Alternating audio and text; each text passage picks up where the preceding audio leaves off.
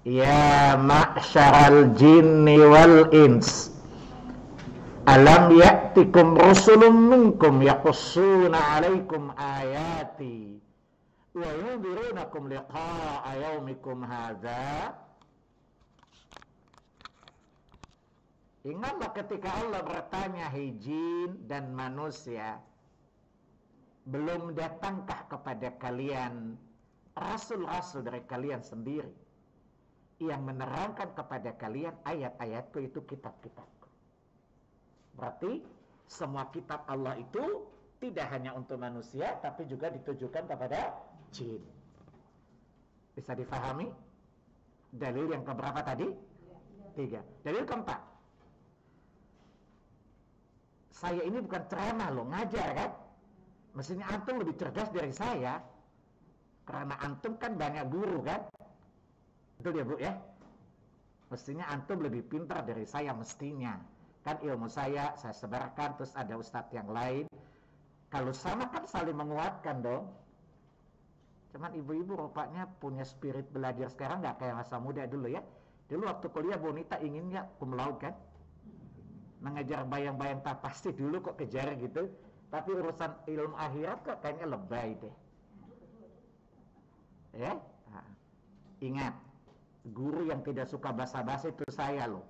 Ya, karena saya nggak suka basa-basi dulu urusan agama ya. Karena basah bisa dikeringkan, basi keracunan mati loh. Baik. Dalil yang ketiga, dalil keempat, spesifik untuk Quran ya. Bahwa Quran tidak hanya untuk manusia saja, tapi untuk jin. Ya, tadi kalau semuanya bersifat umum, karena khusus Quran. Surat 25 Furqan ayat yang ke-1. Tabarakalladzi nazzalal furqana ala 'abdihi liyakuna lil 'alamin nadhira. Maha suci Allah yang telah menurunkan Al-Quran atas hambanya Muhammad sallallahu alaihi wasallam, liyakuna lil 'alamin nadhira. Perhatikan kata lil 'alamin nadhira, agar dia Muhammad menjadikan Quran itu sebagai peringatan bagi seluruh alam. Berarti seluruh makhluk Allah, jin dan manusia. Tapi ingat, malaikat tidak termasuk di dalamnya. Jelas ya? Dari timur sampai barat, dari utara sampai selatan, sejak Nabi diutus sampai kiamat. Itu makna lil alamin nadhira. Bisa difahami? Dalil terakhir, bahwa Quran juga diturunkan kepada jin. Selain surat jin, udah pastilah Anda baca surat jin, saya tidak sebutkan surat jin. Tapi lihat surat 46, surat Al-Ahqaf ayat 29, 30 dan 31. Wa id sarafna ilaika nafaram minal jinni yastami'una al-Qur'an falamma hadaru qalu ansitu falamma qudiya wallaw ila qaumihim munzirin. Dan ingatlah Muhammad, ketika kami perhadapkan kepadamu segolongan jin, lalu mereka mendengarkan Al-Quran yang engkau bacakan kepada mereka. Dan ketika mereka hadir dan Quran telah dibacakan, artinya Nabi menjelaskan Al-Quran, maka sesama jin mengatakan, diam, perhatikan Quran sedang dibacakan itu. Artinya jin itu ketika menuntut ilmu serius, tidak seperti ibu-ibu dan bapak-bapak. Kemudian coba lihat, falamma qudiya wallaw ila qaumin munzirin. Ketika mereka keluar dari daurah bersama Nabi, kembali komunitas jin, mereka mendakwahkan Quran itu kepada kaumnya. Berarti lebih cerdas jin apa jun di sini? Jun Islam Madinah dengan jun yang enggak, itu lebih cerdas sana. Coba lihat apa kaitan jin, pengakuan jin sama dengan ayat yang kita bahas. Qalu, jin-jin yang mendengar Quran berkata kepada jin yang tidak hadir, ya, inna sami'na kitaban unzila min ba'di Musa musaddiqan lima baina yadayhi yahdi ilal haqqi wa ila tariqil mustaqim. Wahai kaum kami baru saja mendengarkan Alkitab, sebuah kitab itu Al-Quran yang diturunkan sesudah Musa. Kata teman saya orang Kristen bilang gini, itu Quran tuh ngaco. Quran itu gak turun sesudah Musa, tapi sudah Isa. Saya bilang yang bego loh. Sesudah Isa kan Injil dan Quran, gak ada salah dong. Jelas? Tahu? Yang salah kalau dia bilang sebelum Musa. Paham? Bukan Quran yang salah, lo yang bego. Jelas? Saya tanya, sesudah Taurat apa? Injil dan Quran kan? Tidak salah kan? Kalau Allah mengatakan mim ba'di Musa, sesudah Musa kan? Yang salah kalau sebelum Musa kan? Paham? Maka menghadapi orang-orang kafir itu butuh kecerdasan ya. Karena kadang-kadang kecerdasan berpikir, ada orang yang hafal dalil tapi kemampuan berpikirnya lamban. Jadi kalau jawab syubhat itu kadang-kadang nggak nyambung ya. Tadi saya bilang bukan Quran itu yang salah, tapi lu yang bodoh. D-nya double. Paham ya? Lalu apa jin? Apa sifat Quran itu? Musaddiqan lima baina yadayhi. Membenarkan kitab-kitab terdahulu, Taurat dan Injil. Kemudian apa kata jin? Yahdi ilal haqqi wa ila tariqil mustaqim. Dan Quran itu memberi petunjuk kepada kebenaran dan memberi petunjuk kepada jalan yang lurus. Jadi ini namanya munasabah, korelasi ayat ya. Bisa difahami? Jadi Quran itu kebenarannya absolut, diakui oleh jin. Jadi percaya jin daripada jil ya. Jin bilang apa? Yahdi ilal haqqi wa ila tariqil mustaqim. Quran itu diturunkan oleh Allah Tabaraka wa Ta'ala untuk mengedukasi manusia, menunjuki manusia kepada kebenaran dan kepada jalan yang lurus. Sama nggak bahasa ini? Maknanya, cara makna bukan lafaz. Cara makna sama nggak dengan kaidah yang kita bahas tadi? Jelas ya? Nah, jadi inilah Quran yang Allah turunkan kepada jin dan manusia, tidak hanya manusia saja. Ya, kalau kita dapati Quran di dalam Quran misalnya surah 2 Al-Baqarah ayat 185. Ya, apa kata Allah? Ya, apa kata Allah di situ? Ya, syahr Ramadan alladzi unzila fihi al-Qur'anu hudan linnas. Kata Allah, Quran yang kami turunkan pada bulan Ramadan itu adalah petunjuk bagi manusia. Di sini bukan pembatasan, tetapi pengkhususan penyebutan. Karena yang ada bicara manusia, jadi Allah bilang ini bagi manusia. Tetapi bukan berarti Quran itu hanya ditujukan buat manusia. Karena ayat yang lain menjelaskan bahwa Quran tidak hanya untuk manusia, tapi juga untuk jin. Paham? Kemudian di sini Allah bilang, wa hudaw wa busyra lil muslimin. Coba perhatikan di bahasa yang kita bahas di Quran surah 17 tadi ayat 9, dan sebagai kabar gembira bagi orang-orang muslim. Coba lihat, yang muslim itu kan tidak manusia saja kan? Jin itu ada yang kafir, ada yang muslim. Ya, lihat surat 72 ayat yang ke-14. Surat berapa? 72 ayat yang ke-14. Surat jin itu ya. Jadi Allah bilang bahwa Quran itu adalah busyra lil muslimin. Dan muslim itu ada manusia, ada jin. Ya, karena jin itu ada yang muslim, ada yang kafir. Coba lihat surat jin, surat 72 ayat yang ke-14. Jadi Bu, perhatikan. Jadi kalau belajar tafsir, perhatikan gurunya. Dia menerangkan Quran dengan metode yang tepat gak? Jadi Quran dijelaskan Quran, kita metode pertama ya. Gak boleh ngarang-ngarang, itu kan kebanyakan ustadz-ustadz kita kan ngarang-ngarang cerita kan kalau Quran. Jelas ya? Paham? Nah, jadi Quran menerangkan Quran, itu metode yang pertama. Paham? Kemudian metode kedua, Quran diterapkan oleh sunnah. Itu metode yang harus digunakan. Tidak boleh pakai logika. Paham ya? Nah, coba lihat. Tadi Allah bilang apa? Wa busyra lil muslimin. Dan Quran itu sebagai kabar gembira bagi orang-orang muslim. Dan yang muslim tidak hanya manusia, tapi juga bangsa jin. Paham? Lihat surat 72, surat jin ayat 14. Wa anna minnal muslimuna ya wa minnal qasitun faman aslama faulaika taharu rasyada, kata jin. Ya, dan di antara kami jin itu ada yang Islam dan ada yang menyimpang.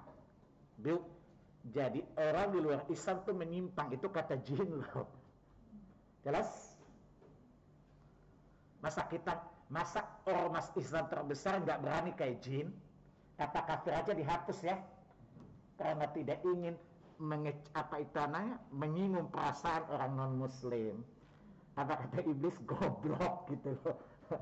Jelas ya? Jadi apa kata jin? Di antara kami ada inna minnal muslimin wa inna nal qasitun.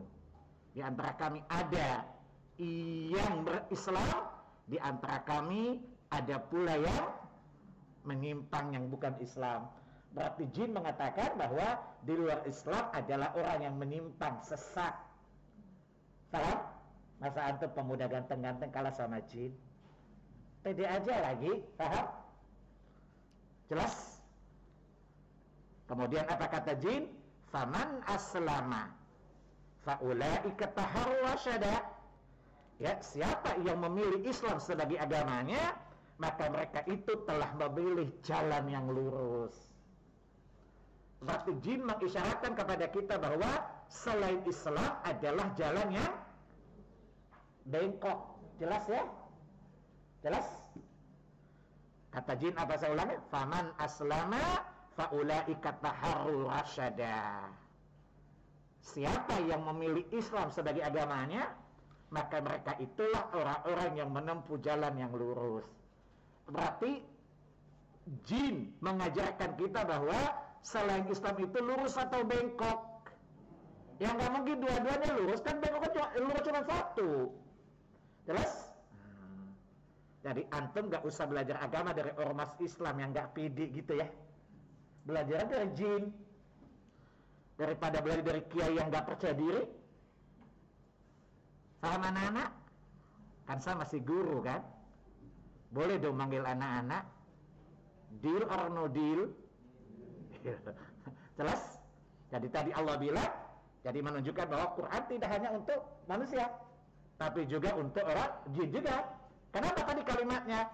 Wa busyra lil muslimin. Ya, dan Quran itu sebagai kabar gembira bagi orang-orang muslim. Dan muslim tidak hanya manusia, tetapi juga dari kalangan jin. Bisa difahami? Ini hujjah syar'iyah bahwa Quran tidak hanya untuk manusia saja, tapi Quran juga diturunkan kepada tujuannya juga untuk jin. Sehingga manusia yang menyimpang, dia akan diazab oleh Allah tabaraka wa ta'ala. Maka antum lihat di ayat yang ke-10. Ya, innal ladzina la yu'minuna bil akhirah dan seterusnya. Orang tidak beriman kepada akhirat, maka termasuk jin juga, karena jin juga diajar bukan? Jin juga masuk neraka bukan? Nah, maka Al-Quran ini hujah yang banyak. Quran tidak semata-mata diturunkan untuk manusia, tapi Al-Quran juga diturunkan untuk jin, bukan kepada jin, tapi untuk jin, melalui Rasulullah sallallahu alaihi wasallam. Itu catatan pertama dari kaidah yang kita bahas ini. Jelas ya? Jadi sekali lagi, Quran adalah kitab yang diturunkan Allah untuk jin dan manusia. Itu catatan pertama. Catatan yang kedua, Quran ini adalah merupakan salah satu dari janji Allah tabaraka wa ta'ala. Ibu-ibu, bapak-bapak masih ingat? Masih ingat gak Bu? Dalil umum, dalil khusus. Tapi kalau saya tanya capek juga kan, kalau nggak ada yang jawab ya. Tapi nggak apa-apa sih, nanya biar uji lah kadang. Begini, Allah bilang gini, coba lihat. Allah kan tidak mungkin mengazab kita kalau tidak kasih petunjuk dulu kan? Paham nggak? Mungkin nggak Anda mahasiswa tiba-tiba kata dosen kalian gak lulus, kan nggak mungkin dong. Sampai diberi pembelajaran terlebih dahulu kan? Paham? Setelah diajarkan, kalau bodoh baru gak lulus, kan logikanya gitu kan? Kalau manusia saja gitu, apalagi Allah Subhanahu Wa Taala yang Maha Bijaksana, kan nggak mungkin dong ujuk-ujuk kita diazab tadi. Paham? Sampai kita diberi petunjuk oleh Allah Tabaraka wa Ta'ala. Paham? Maka lihat surat 76 ayat 2-3. Surat 76 Al-Insan dulu, ayat 2 dan 3. Inna khalaqnal insana min nutfatin amsyajin nabtalih fajalnahu sami'an basira. Sungguh kami menciptakan manusia itu dari air mani yang bercampur spermatozoa dan ovum ya. Apa kata Allah? Nabtalih. Lalu kami mengujinya. Berarti kita ini sedang hidup dalam fase ujian, bukan? Kapan hasil ujian diberitahukan Allah? Hari kiamat. Faham? Saya tanya, kapan hasil ujian itu diberitahukan? Kapan rapor kita diberitahu Allah? Hari kiamat. Dalilnya? Ibu-ibu kayaknya lupa ya. Yauma idzi yasdurun nasu ashtatan liraw a'malahum. Faman ya'mal mithqala dzarratin wa man ya'mal mithqala dzarratin. Itu kan report kita. Surat 99 ayat 6, 7 dan 8. Betul? Kan kita diuji Allah dengan kebaikan dan keburukan, bukan? Tadi Allah bilang gini, nanti kami akan menguji mereka. Di sini Allah nggak kasih tahu kita diuji dengan apa. Faham? Allah kasih tahu di surat 21 Al-Anbiya ayat 35. Wa nabluukum bisyarri wal khairi fitnah. Dan kami akan uji kalian dengan keburukan dan kebaikan. Asyar wal khair. Jelas? Kapan report kita diberitahu Allah? Pada hari kiamat. Surat 99 tadi. Surat Al-Zalzalah ayat 6, 7 dan 8. Ya. Maka pada hari itu manusia hanya terbagi dua saja. Orang yang beruntung atau rugi. Berarti ada orang mendapatkan reward, ada orang mendapatkan punishment. Surat 9, maaf salah. Surat 7 Al-A'raf ayat 8 dan 9.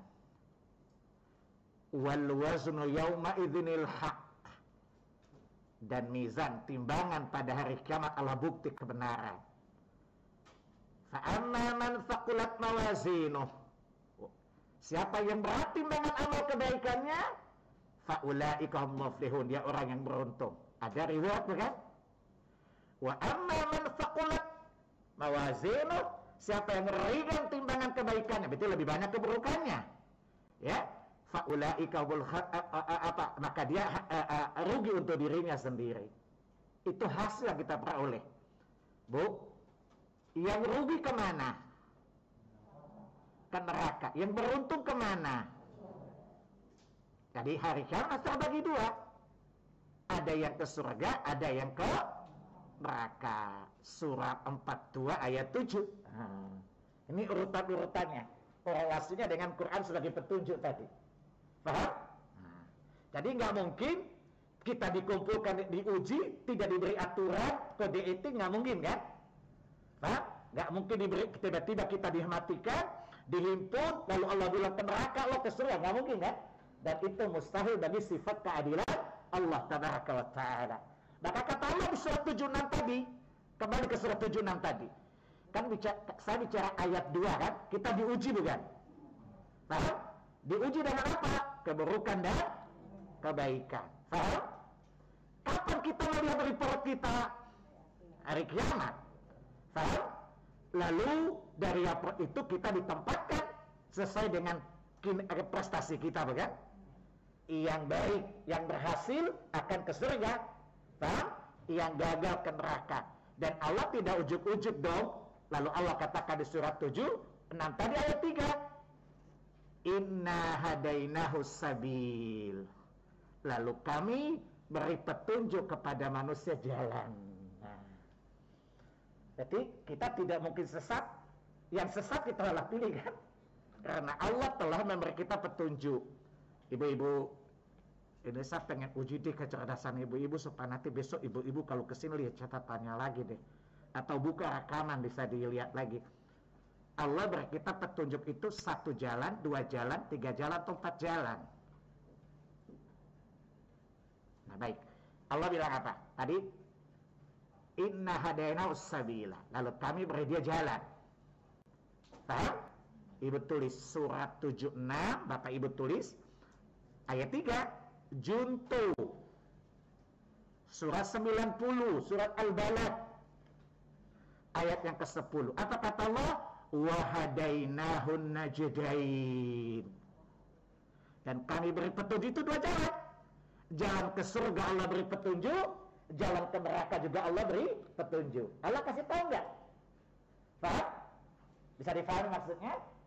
Tidak ada sesuatu yang menyebabkan kita masuk surga kecuali telah Allah berikan petunjuk dalam Quran, bukan? Paham anak-anak? Dan tidak ada satu perkara yang menyebabkan kita masuk neraka kecuali Allah telah terangkan dalam Qurannya, bukan? Paham? Yang dimaksudkan 2 jalan adalah tabsyir dan tanzir, kabar gembira dan kabar menakutkan. Paham? Saya tanya sama ibu-ibu, hal-hal yang menyenangkan Allah janjikan dalam Quran. Hal-hal yang menakutkan Allah ancam gak dalam Quran. Berarti jelas gak petunjuk Allah? Kira-kira lurus gak kalau gitu pertanyaannya? Paham? Kalau dia petunjuk adalah yang lurus. Kenapa? Karena Allah sudah menerangkan segala sesuatunya, tidak satu pun Allah lewatkan sedikit pun. Paham anak-anak? Maka penjelasannya bahwa Quran telah menerangkan 2 jalan tadi, tidak ada yang Allah lewatkan satu pun. Surat 16 ayat 89.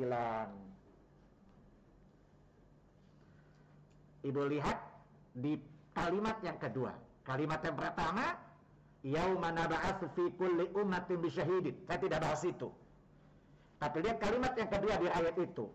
Wa nazzalna 'alaikal kitaba tibyanan likulli syai' wa hudaw wa busyra lil muslimin. Ya, dan sungguh telah kami turunkan kepada engkau Muhammad Al-Quran, Alkitab, Al-Quran yang menerangkan segala sesuatunya. Bisa dipahami anak-anak? Sehingga apa-apa yang mengatakan kita ke surga, yang membahagiakan telah Allah jelaskan, dan apa-apa yang membuat kita sengsara sudah Allah terangkan. 2 jalan jelas tidak? Faham? Sehingga tidak ada yang tertutupi dari penjelasan Allah Tabaraka wa Ta'ala. Maka Allah katakan Quran adalah petunjuk kepada jalan yang paling lurus, karena tidak ada sesuatu yang membahagiakan kecuali Allah terangkan, dan tidak ada sesuatu yang menyengsarakan hidup kita kelak kecuali Allah telah menerangkan semuanya. Tidak ada yang Allah alparkan dalam Quran itu. Faham anak-anak? Faham? Dan akhirnya sama.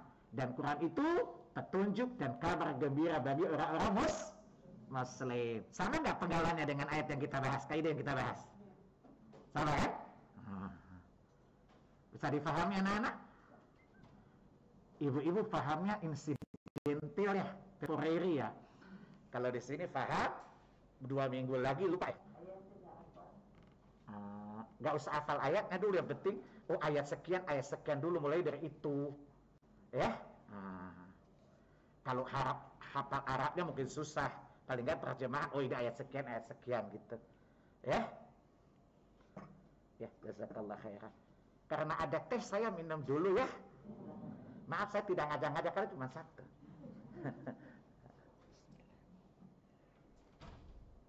Baik, kita lanjutkan lagi. Oke? Jelas? Maka Allah katakan, lu kenapa? Karena tidak ada sesuatu pun yang menjadi kebutuhan kita kecuali Allah telah menerangkan seluruh segala sesuatunya. Itu janji khusus, janji umum kepada seluruh manusia. Janji khusus loh. Saat Ibu harus ingat gak? Ketika Allah usir Adam dari surga, Allah janji apa? Allah tidak biarkan Adam luntang-lantung di bumi kan? Jelas? Maka apa kata Allah di surah 2 Al-Baqarah ayat 38? Qul nahbitu minha jami'a.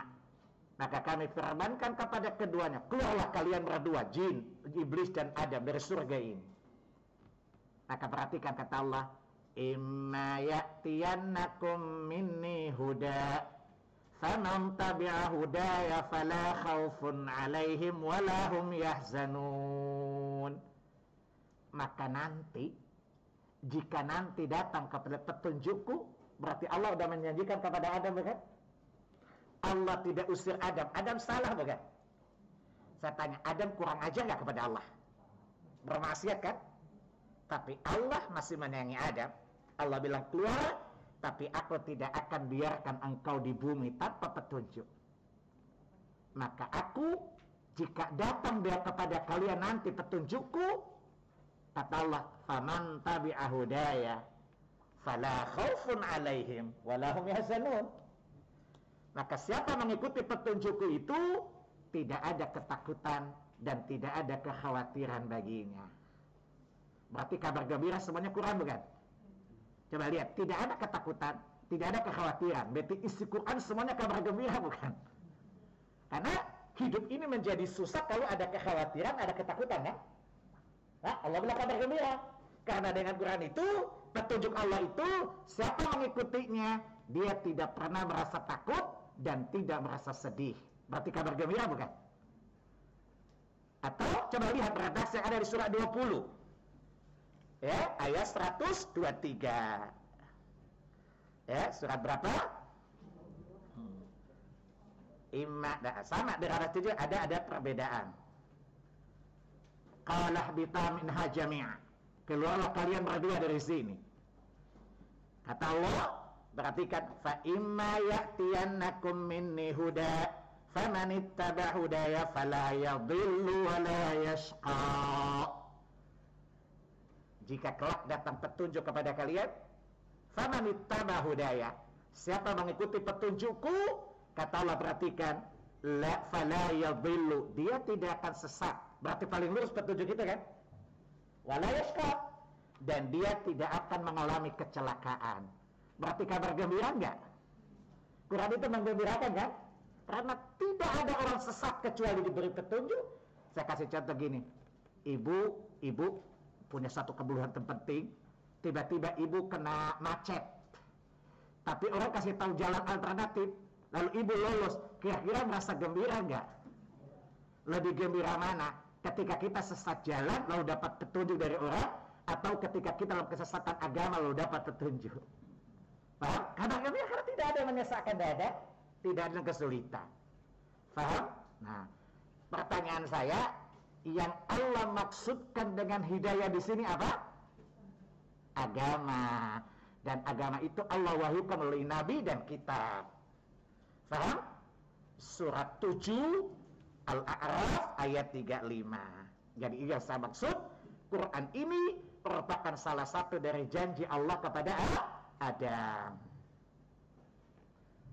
Ya bani Adam, imma ya'tiyannakum rusulun minkum yaqussuna 'alaikum ayati.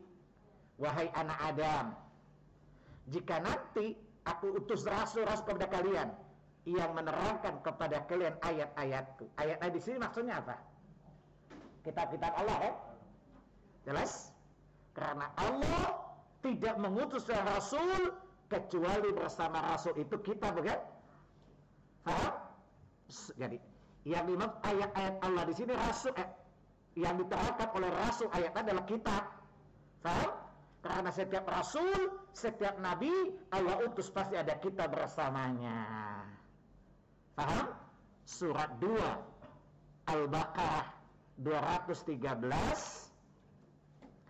Dan surat 57 surat Al-Hadid ayat yang ke-25. Kita lihat Al-Baqarah dulu. Ayat 213. Kana nasu ummatan wahidah. Dasarnya umat yang satu. Begini. Ketika Allah menciptakan Adam, anak-anak Adam kan bertauhid kepada Allah. Sampai dengan satu generasi sebelum Nuh. Disitulah terjadi perselisihan soal akidah, soal agama. Paham? Kata Allah, faba'athallahu an-nabiyyina mubashshirina mundzirin. Lalu kami utus kepada mereka nabi wa anzalamul kitaba bil haqq, dan bersama nabi itu kami turunkan kitab untuk apa? Memutuskan apa yang mereka perselisihkan. Maka kalau kita urusan agama, kembali kepada nabi dan kitab, jangan ngarang sendiri. Paham? Karena ketika manusia berselisih dalam perkara agama, Allah tidak biarkan mereka berselisih. Paham? Allah utus kepada mereka nabi, rasul, dan Allah kan kitab. Dengan kitab itu nabi atau rasul memutuskan mana benar mana salah dari yang diperselisihkan tadi. Saya tanya sama ibu-ibu, kalau terjadi perselisihan kemudian kita mencapai titik temu lalu bersatu, itu kabar gembira bukan? Kabar gembira kan? Dari Quran itu isinya semuanya kegembiraan. Bisa difahami anak-anak? Paham? Kenapa Quran disifati dengan kegembiraan tadi? Sesuatu yang menggembirakan. Maka aneh kalau orang Islam merasa sempit dadanya dengan Quran. Aduh Pak Salim, kata ibu-ibu. Ibu itu kan, aduh, iblis aja takut sama ibu-ibu loh. Pak Salim, kalau kita ikut sama Pak Salim, hidup jadi susah deh. Saya bilang, saya nggak tahu Bu, apakah Allah yang berbohong atau ada yang bodoh, saya bilang itu. Kata ibu-ibu, Pak Salim kalau jawab sadis deh. Ya karena ibu bersangka buruk pada Allah, kalau ibu sangka buruk sama saya nggak marah gitu loh. Paham ya? Karena Nabi tidak pernah marah kalau beliaunya dilecehkan orang. Tapi Nabi sangat marah kalau orang menyinggung perkara agama dan akidah. Kalau saya bilang, Bu, saya nggak tahu deh, apakah Allah itu yang dusta atau ibu yang bodoh sekali. Gak enak dengarnya, Bu. Ibu ketika saya bilang bodoh, kira-kira dada ibu bergemuruh nggak? Pengen jotos gak muka saya? Kenapa? Karena Allah bilang di surat 20, coba lihat ayat 2, coba lihat. Ma anzalna 'alaikal Qur'ana litashqa. Kami tidak menurunkan Quran ini kepada engkau Muhammad agar engkau menjadi susah. Allah bilang orang tidak akan susah dengan Quran ini kan? Paham? Jadi kalau mengatakan, waduh, kalau kita ikut Quran kayak Anda, kita jadi susah dong. Maka saya jawab, salah nggak? Saya nggak tahu Allah bohong atau Anda bodoh. Paham? Amal Quran tidak menyulitkan. Berarti kalau bergembira nggak Quran itu? Paham? Ketika orang merasa sempit hidupnya karena Quran, berarti ada dua kemungkinan, dia bodoh atau Allah bohong kan? Paham maksud saya? Wa ma anzalna 'alaikal Qur'ana litashqa. Kami tidak turunkan Quran kepada Anda, engkau sulit, gak mungkin Allah mempersulit kan? Kalau orang merasa sulit hidupnya karena mau mempraktekkan Quran, misalnya karena otak korupsi gitu kan, dia merasa, waduh kalau jujur begini kan susah hidup gue gitu kan. Jadi maka jawaban saya salah nggak Bu? Allah berbohong atau ada yang bodoh gitu loh. Ibu setuju nggak dengan pernyataan saya tadi? Nggak perlu setuju juga, saya nggak butuh persetujuan kok. Jelas Bapak? Maka ini menurut Quran itu apa menggembirakan kan? Karena tidak untuk menyulitkan gitu loh. Paham? Maka orang mukmin yakin kalau seorang presiden saja tidak ingin menyulitkan rakyat dengan sebuah aturan, apalagi Allah Tabaraka wa Ta'ala, nggak mungkin lah. Paham? Maka ketika orang mukmin berintikat dengan Quran, yang ada pada hatinya optimisme dong. Karena Allah bilang apa? Kabar gembira kan? Berarti Quran itu isinya membuat orang lebih optimis dalam hidup bukan? Maka kalau dia pesimis ketika mendengarkan Quran, hanya dua kemungkinan, Allah berbohong atau dia yang bodoh ibu. Ibu pilih jawaban yang mana? Allah berbohong atau dia yang bodoh sekali? Coba ibu niru saya. Jelas kan? Jelas belum? Paham? Paham? Karena Allah bilang, ya, ma anzalna alaikal Qur'ana litashqa. Kami tidak menurunkan untuk mempersulit. Enggak. Kalau tidak mempersulit berarti apa? Mudah kan? Kemudahan itu kabar gembira atau kabar menakutkan? Nah, itulah kalau katakan busyra, maka tidak akan merasa gembira dengan Quran kecuali orang mukmin. Maka kadang Allah mengatakan busyra lil mu'minin, kadang Allah bilang busyra lil muslimin. Coba contoh. Tadi kalau lihat wa busyra lil muslimin. Kalau di surat 27 An-Naml, ya, ayat 2, 3, ayat 1, 2, 3 sampai ayat 6. Nah, coba lihat. Nah, sebenarnya kalau ibu-ibu ngaji model begini kira-kira makin pintar gak, Bu? Tapi saya merasa bodoh di hadapan ibu-ibu loh. Baik, coba lihat Al-Quran ya. Tasin. Tilka ayatul Qur'ani wa kitabim mubin. Hudaw wa busyra lil mu'minin. Alladzina yuqimuna as-salata wa yutuna az-zakata hum bil akhirati yuqinun. Innal ladzina la yu'minuna bil akhirati, ya, dan terusnya. Bu, maka orang muslim, orang mukmin ketika berinteraksi dengan Quran, yang ada di hati rasa optimisme. Kenapa? Ketika kampanye presiden saja Prabowo dan Jokowi gombal gak? Jujur aja disama sampai kepada keduanya. Betul? Mengaku bisa ini bisa itu, padahal keduanya punya kekuatan sama dengan kita, sama-sama terbatas, bukan? Tapi orang yang fanatik pada Prabowo, yang namanya apa? Gengnya Prabowo namanya apa waktu itu? Prabowo gengnya namanya apa, yang pendukung apa namanya? Ada dua binatang tuh. Kampret ya, satu cebong gitu kan. Saking fanatiknya meyakini bahwa jagoannya itu pasti bisa menepati janjinya kan. Apa kata orang yang geng-geng cebong itu? Negara akan baik bersama Jokowi, betul? Gembira nggak mereka? Optimis nggak mereka? Begitu juga kampret. Bukan kampret gitu loh. Ya, saya pakai gaya Belanda, kampret gitu loh. Merasa optimis kan dengan janji Prabowo kan? Betapa bodoh orang mukmin tidak merasa gembira dengan janji Allah Tabaraka wa Ta'ala. Paham? Maka seorang mukmin jauh lebih yakin dengan janji Allah daripada JJ, janji Jokowi, dan JP, janji Prabowo. Ya, saya tidak menyalahkan mereka berjanji, udah jadi bahasa politis. Maksud saya membandingkan, kenapa orang begitu yakin pada mereka? Karena mungkin mereka mengenal potensi keduanya masing-masing. Ya, padahal kita tidak tahu kekurangan mereka jauh lebih besar daripada kelebihan, bukan? Sementara Allah nggak punya kelemahan, kan? Jelas? Maka menjadi bodoh kita percaya pada manusia yang baik, sementara tidak yakin dengan janji Allah Tabaraka wa Ta'ala. Masih ragu dengan pernyataan Allah Tabaraka. Dua, Allah bilang Quran kabar gembira, dan Quran tidak membuat susah hidup kalian. Paham anak-anak? Bisa dipahami?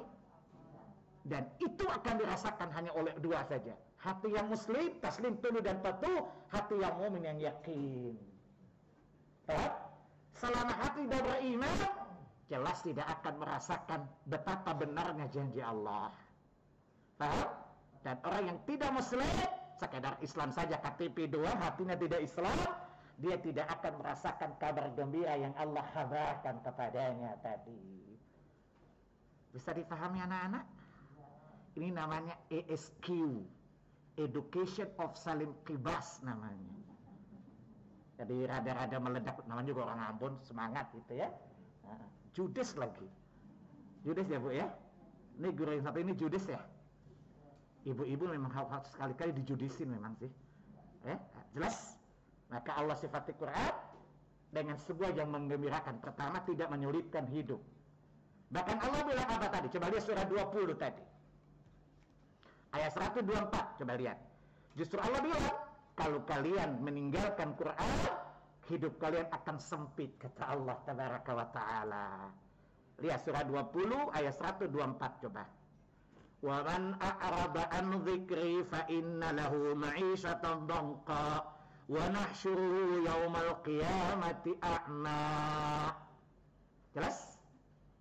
Barang siapa yang berpaling dari peringatanku, Al-Quran yang dibawa Rasul itu, ya, maka Allah akan jadikan kehidupannya sempit. Ini ancaman.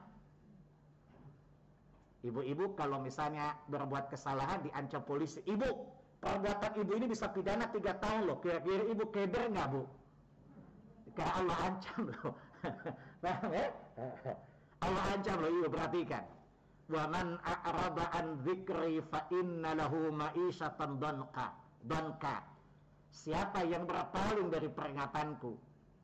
Kalau tadi Allah bilang, coba lihat surat 20 ayat 124 itu senada dengan surat 2 tadi ayat 39.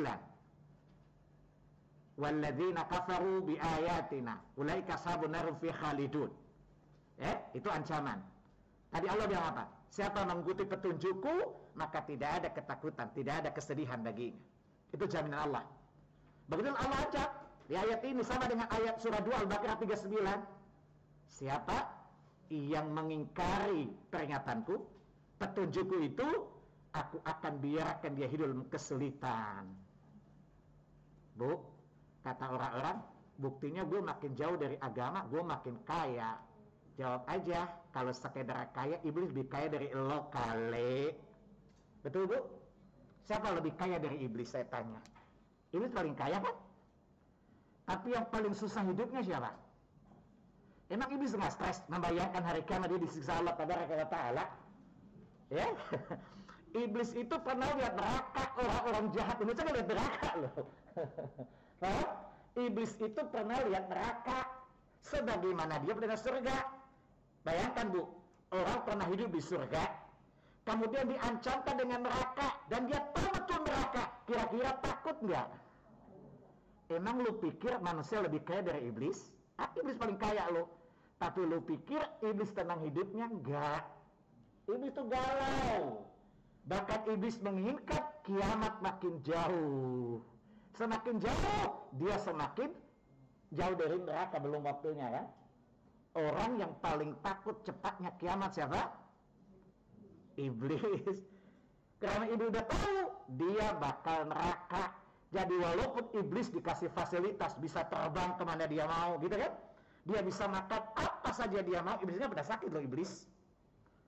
Iblis gak punya dokter pribadi loh. Iblis gak perlu kena tumor. Paling hebat ya iblis. Tapi siapa paling galau di dunia ini daripada iblis? Paham? Maka ketika dengan ayat kiamat, yang paling takut iblis. Karena iblis tahu begitu kiamat datang, and go to hell. Jelas? Paham? Maka orang yang paling galau hatilah iblis. Karena dia tahu tidak ada ampunan baginya, dan kelak dia pasti akan masuk neraka. Kepastiannya udah pasti.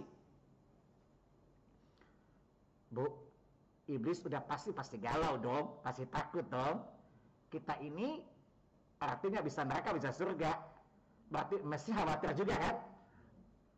Tapi ketika kita mengikuti Quran, sepetunjuk Allah dan petunjuk Rasulnya, kira-kira kita perlu galau nggak? Saya kasih contoh nih. Ibu sakit misalnya, seorang sakit gitu. Misalnya sakit A, sakit B. Datang sama ahlinya. Oh ibu sakit ini, tapi nggak apa-apa kok, ada pengobatan modern, di mana apalagi ada testimoninya kan? Betul? Udah 80% kemungkinan sembuh. Ibu optimis gak sama dokter tadi? Kegalauan hilang gak? Pertanyaannya, gimana kalau yang jadi itu Allah dan Rasulnya? Paham? Kira-kira gembira gak? Dan itulah Quran. Paham? Allah tidak kasih tahu penyakitnya. Coba ibu sakit. Ya? Ibu sakit saya tanya. kemudian ibu ada obatnya, kira-kira ibu optimis atau pesimis? Berarti kalau optimis, gembira atau bukan? Tidak ada satu penyakit bagi manusia yang berkaitan dengan jiwa kecuali Allah kasih tahu obatnya, bukan? Paham? Saya tanya, Quran itu obat bukan?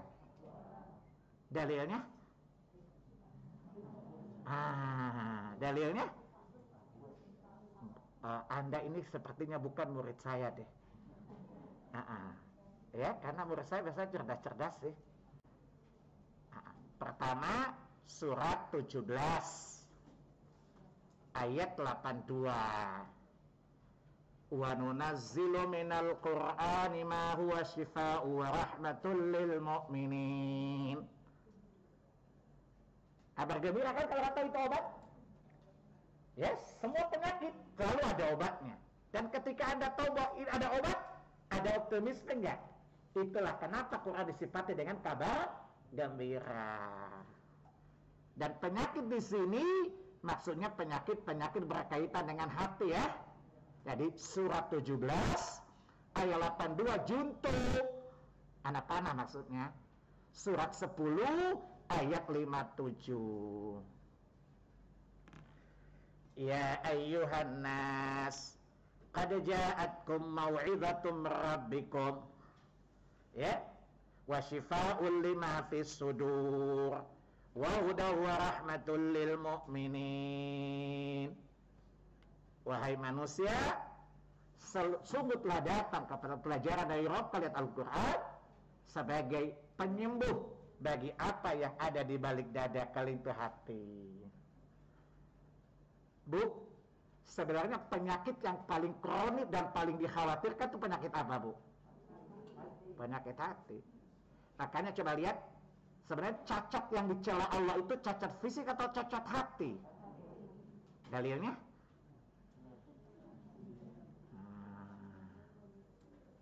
Kan saya bilang beragama itu pakai dalil. Itu sama, ibu sama dengan kebanyakan habib dan ustadz yang ceramah ngalur ngidul nggak ada dalil. Ya, surat 22 ayat 46. Coba ibu lihat di baris kalimat yang kedua. Kalimat yang kedua, kan ada dua kalimat ya. Apa kata Allah? Fa innaha la ta'mal absar walakin ta'mal qulubul lati fis sudur. Sungguh yang buta itu bukan mata mereka, tetapi yang buta itu hati yang ada di dada-dada mereka. Berarti Allah tidak mencela cacat fisik kan? Paham?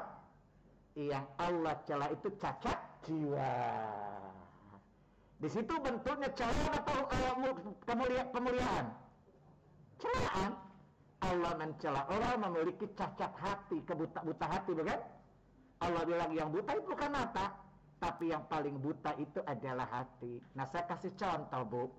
Orang buta diberi harapan, ibu sekarang udah ada operasi laser, orang bisa lihat. Kira-kira gembira gak si buta itu? Nah, Quran turun untuk penyembuh hati yang buta, kira-kira gembira gak? Itulah kenapa Allah mensifati Quran adalah busyra, kabar gembira. Paham anak-anak? Maka intinya orang muslim tidak perlu takut untuk berpegang pada Quran, tidak perlu takut mengamalkan Quran, apalagi merasa hidupnya sesak sempit karena Allah berjanji Quran itu kabar gembira. Maka orang muslim yang mengimani Quran, mengamalkan Al-Quran, pasti hidupnya akan happy, bahagia, asalkan hatinya Islam dan hatinya mukmin. Insya Allah Quran tidak menjadi beban baginya. Saya kalau ceramah di tentara, saya bilang Anda ketika diterjunkan ke daerah yang sangat rawan, Anda takut nggak? Takut. Lalu saya tanya, tapi apa yang bikin Anda begitu optimis memenangkan pertarungan? Pelatihan yang lama. Saya tanya, pelatihan Anda sama janji Allah mana yang pasti? Kata mereka janji Allah. Bagus, Anda tentara yang cerdas, saya bilang. Jelas ya? Paham? Nah, sebab Anda boleh latihan, siapa tahu besok Anda kena stroke kan? Tapi Allah nggak boleh kena stroke kan? Jelas? Artinya hanya pelatihan lama saja Anda begitu optimis bahwa Anda akan memenangkan pertarungan. Pertanyaannya, dengan itu saja Anda merasa yakin? Gimana dengan janji Allah Subhanahu wa taala? Tentunya harus lebih yakin daripada sekedar latihan yang berpuluh-puluh tahun tadi. Bisa dipahami anak-anak? Dan saya udah kelelahan. Saya kira pokok bahasan kita sudah cukup, nggak usah perlu banyak, toh lupa juga akhirnya kan.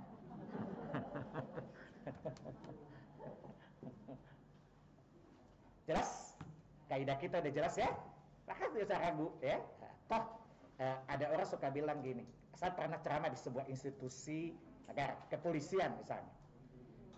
Saya sering ditanya gini sama polisi gini, beberapa polisi nanya, tapi nanyanya polisinya non-muslim. Ustadz, apakah Ustadz berkeinginan merubah Indonesia negara Islam? Saya jawab enggak. Beribet urusan. Saya punya kewajiban menjadikan orang Muslim hidup dan nilai-nilai Islam. Bukankah itu dijamin negara? Kenapa? Kalau orang Islam hidup dalam Quran Islami, gak perlu rubah negara di negara Islam kan, otomatis negara ini jadi Islami kan? Yang kita butuhkan negara Islam atau Islami? Islami kan? Negara Islam itu kan dari manusianya kan? Jadi saya bilang, tolong you catat, jangan you tuduh saya radikal loh, saya sumpah lu jadi kodok loh saya bilang, polisinya. Nah, saya tidak pernah, dan saya teman-teman kami tidak pernah menginginkan merubah negara ini jadi negara Islam.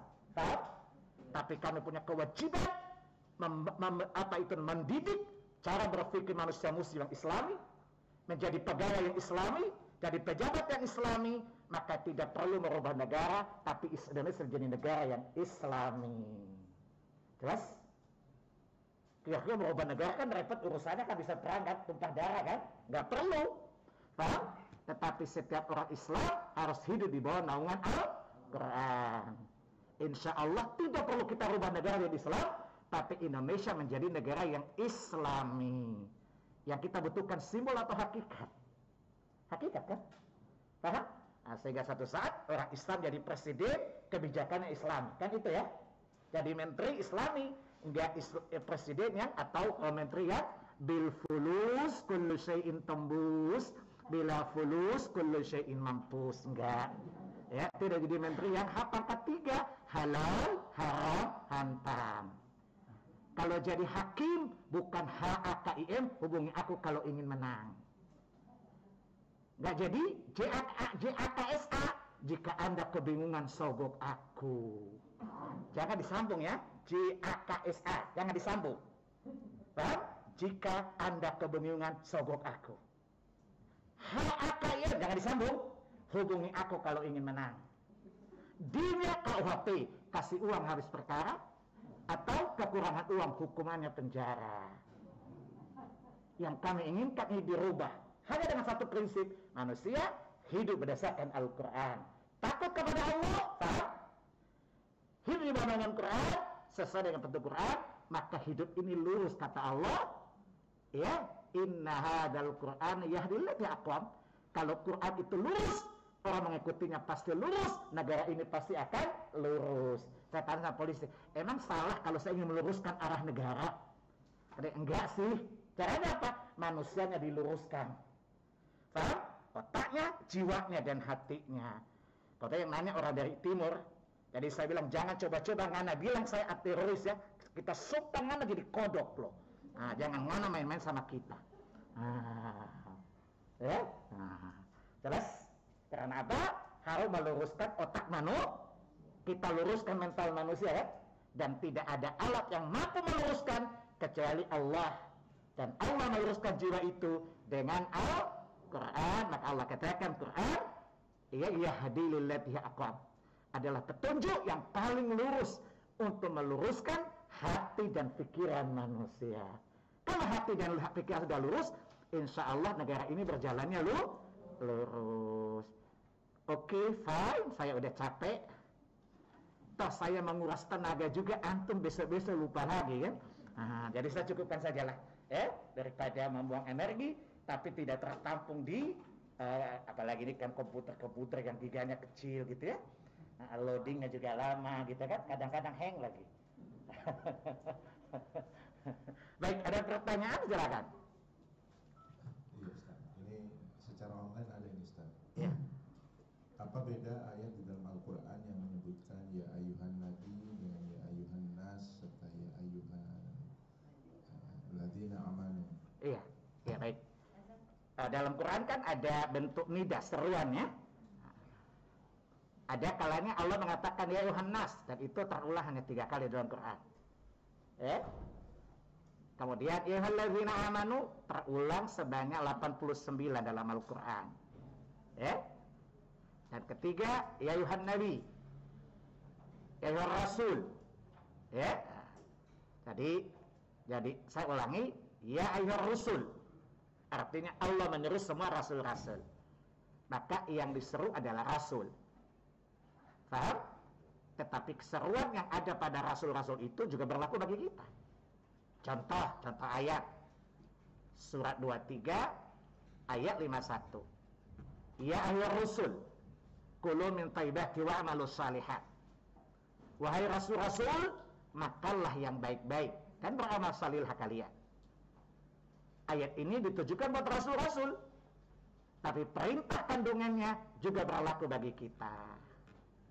Karena kewajiban makan yang halal dan beramal saleh juga kewajiban umat, bukan hanya rasul-rasul saja. Paham? Jadi konteksnya Allah tujukan kepada rasul, tapi inti hukumnya berlaku bagi umat-umat mereka. Ya, kenapa? Ya, kenapa berlaku bagi kita? Karena ada ayat yang lain menegaskan hal itu. Ya, misalnya di surah 2 Al-Baqarah 168.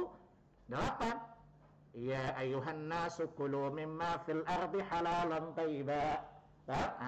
Jadi konteksnya buat Rasul sebagai perhatian Rasul, tetapi isi kandungannya berlaku bagi kita semua karena ada ayat lain yang senada, hanya satu ya ayuhan nas, satu ayat Rasul, tapi intinya sama kan? Perintah untuk makan yang halal-halal saja, ya. Perintah untuk makan yang baik-baik saja. Paham ya? Kemudian yang kedua, Allah tujukan kepada orang beriman. Kenapa? Karena perkara-perkara yang Allah syariatkan, perkara yang Allah bebankan, itu tidak akan mungkin direspon kecuali orang beriman. Maka coba antum lihat. Coba contoh, seruan pertama kepada orang beriman di surah 2 Al-Baqarah 104. Ya ayyuhalladzina amanu la taqulu ra'ina wa qulu unzurna wasma'u walil kafirina adzabun alim. Ayat ini kan tidak mungkin kepada orang kafir dong. Ayat ini tentang beradab kepada Nabi. Mana orang kafir beradab kepada Nabi? Paham? Nah, lihat lagi misalnya seruan yang kedua 153. Ya ayyuhalladzina amanu ista'inu bisabri wassalah innallaha ma'as sabirin. Kan nggak mungkin kepada orang kafir kan? Seruan-seruan ini kan nggak mungkin dijalankan orang kafir kan? Jelas? Nah, seruan yang ketiga 172. Ya ayyuhalladzina amanu kulu min thayyibati ma razaqnakum washkuru lillahi in kuntum iyyahu ta'budun.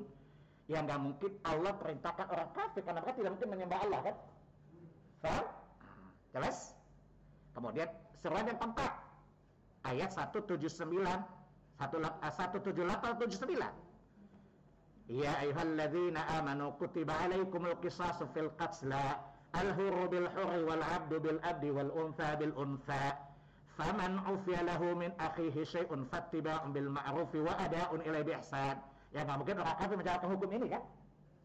Jelas? Seruan yang kelima 183. Ya ayyuhalladzina amanu kutiba alaikumul ya ayyuhalladzina amanu kutiba alaikumus siyamu kama kutiba alal ladzina min qablikum la'allakum tattaqun. Kan enggak mungkin orang kafir menerima itu kan?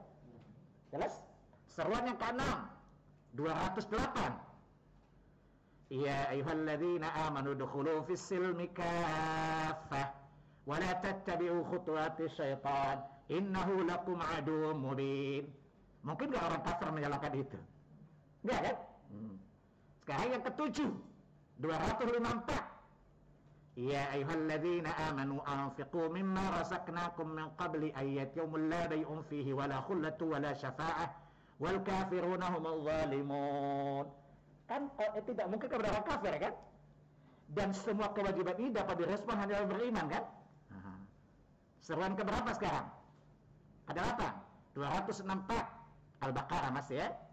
Ya ayyuhalladzina amanu la tubtilu sadaqatikum bil manni wal adha kalladzi yunfiqu malahu ria'an nasi wa la yu'minu billahi wal yawmil akhir famathaluhu kamathali safwanin 'alaihi turab fa asabahu wabilun fatarakahu sada la yaqdiruna 'ala syai'in mimma kasabu wallahu la yahdil qaumal kafirin. Kan enggak mungkin buat orang kafir, kan?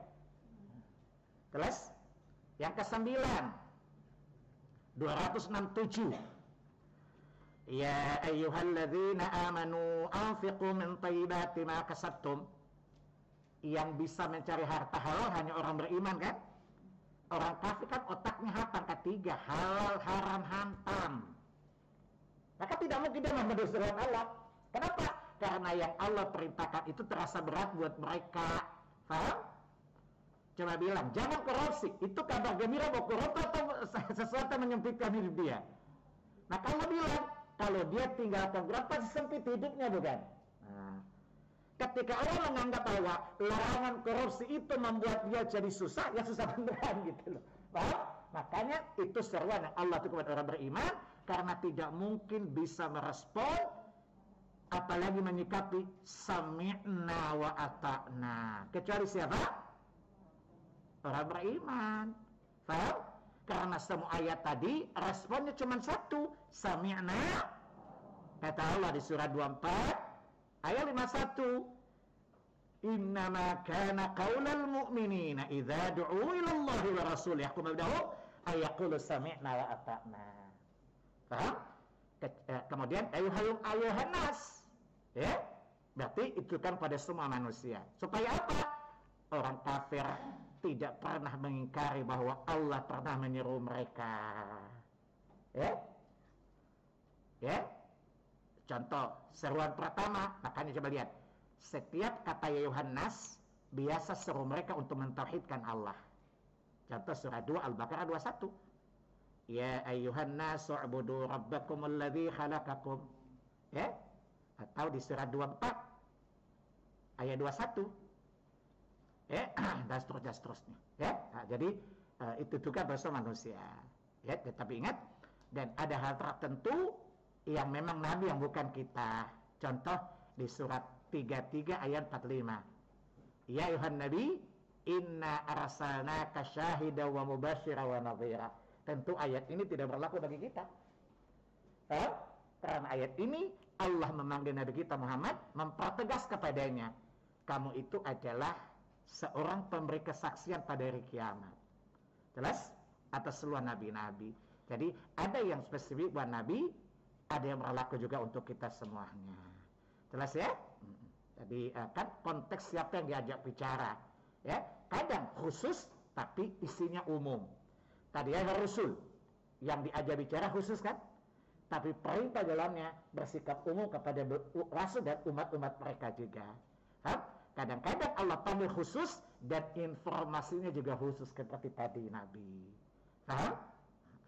Bisa dipahami maksudnya? Ada yang lain? Silakan.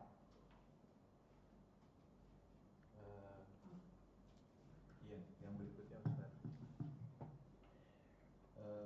Banyak sekali ayat Al-Quran yang menyebutkan perintah sholat dengan zakat secara berdampingan. Hal ini kenapa Ustaz? Iya.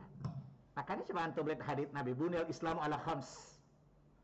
Jadi coba lihat, agama ini kan adalah pertama i'tiqadi. Amal kita itu kan terdiri 3, kan? Islam ini pertama berdasarkan hati, kedua anggota badan, ketiga harta. Itu kan amal Islam itu 3, kan? Betul? Pertama amal hati. Syahadat itu amal apa? Hati, kan? I'tiqadi. Salat itu amal apa? Zakat itu amal apa? Harta, kan? Dan Allah bilang apa? Di dalil umum. Misalnya contoh. Contoh surat 61 ayat 10 dan seterusnya. Ya ayyuhalladzina amanu hal adullukum ala tijaratin tunjikum min adzabin alim tu'minuna billahi wa rasulihi wa tujahiduna fi sabilillahi bi amwalikum wa anfusikum.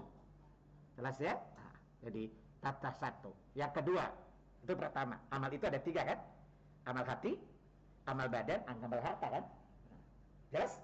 Seluruh amal di Islam terdiri dari 3 tadi kan? Beramal dengan hati, beramal dengan anggota badan, atau dengan harta. Zakat implementasi harta, bukan? Itu satu.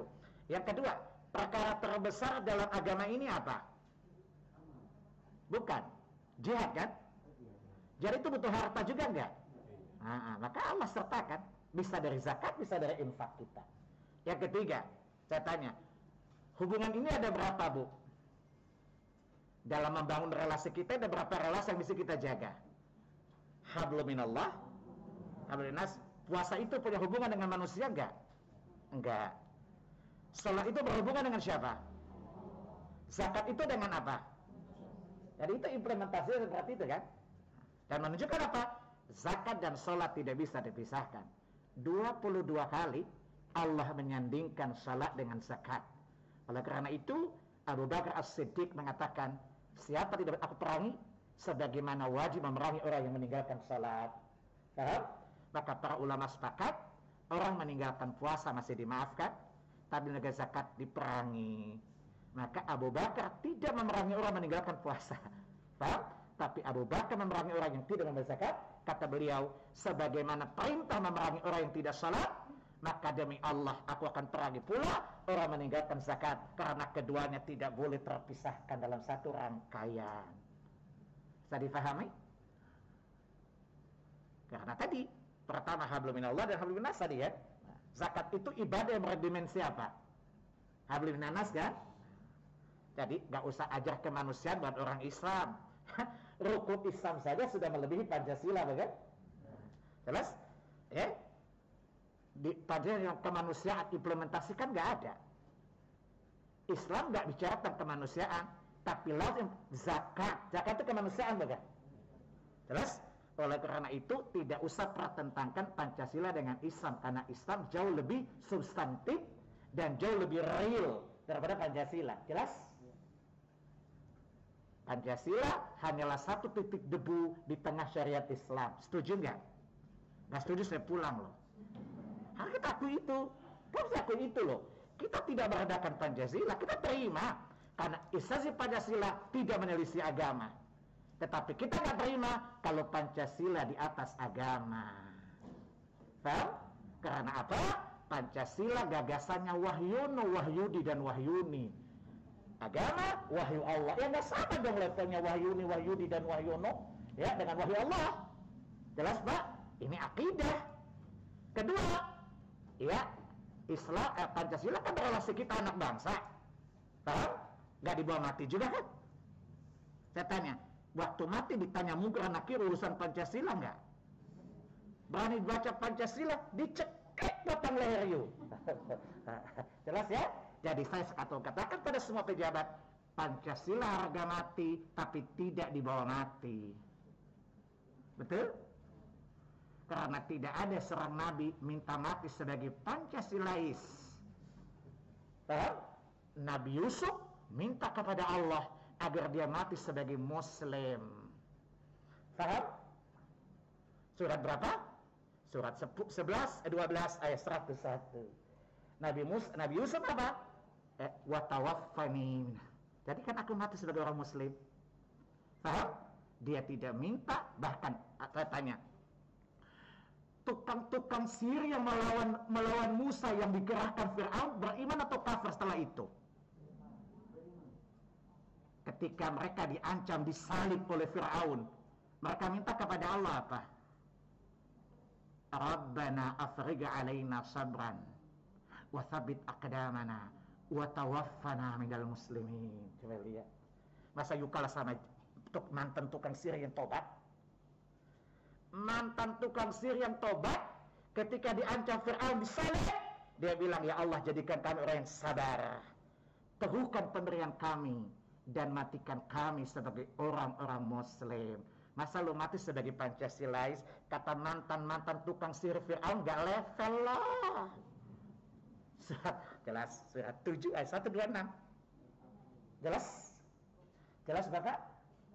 Mantan tukang sihir saja Sebagian mati sebagai apa? Orang muslim. Masa lu kalah sama mantan tukang sihir? Paham anak-anak? Saya pernah ceramah di satu kementerian, menterinya bengong-bengong saja. Gitu. Masa you kalah, saya bilang, masa you menteri kalah sama mantan tukang sihir? Bukankah sama-sama pesuruh juga? Yang satu pesuruh viral, satu pesuruh itu sekarang, ya? Masa Anda kalah sama mantan tukang sihir? Paham? Apa yang diminta tukang sihir? Tawaffaina, ya Allah matikan kami sebagai orang-orang muslim. Paham? Jadi coba lihat, tukang sihir diancam Firaun. Apalagi cuman pejabat-pejabat ngancam, gak penting juga kan? Jelas? Maka minta apa? Afriga alaina sabr. Teguhkan kesabaran kami ya Allah. Paham? Dan matikan kami sebagai orang-orang muslim. Jelas? Mantan tukang sihir saja sadar mati mulia di atas Islam. Masa lu yang ngaji di Islam Madinah gak sadar-sadar juga? Kata Roma, terlalu. Jelas? Jelas? Kata Roma apa? Terlalu gitu loh. Paham? Baik, saya kira cukup ya. Masih ada ya? Ini ketua kelas baksa banget nih. Silakan. Iya, Ustaz, ini ada lagi pertanyaan mengenai kapan seorang lelaki itu bisa menjadi imam di dalam keluarganya, mengingat ada perintah seorang lelaki wajib sholat di masjid. Tidak ada kewajiban laki-laki mengimami keluarganya di rumah. Karena satu, wanita tidak wajib sholat berjamaah. Sholat berjamaah tidak diwajibkan buat wanita. Semakin wanita sholat tersembunyi, semakin besar pahalanya. Jadi tidak ada kewajiban, tidak ada alasan syar'i seorang laki-laki sholat di rumah dengan alasan dia ingin. Ada tanya sama saya, Pak Salim, saya juga punya kewajiban mendidik anak istri saya. Saya bilang, mendidik bukan berarti memimpin mereka jamaah kan?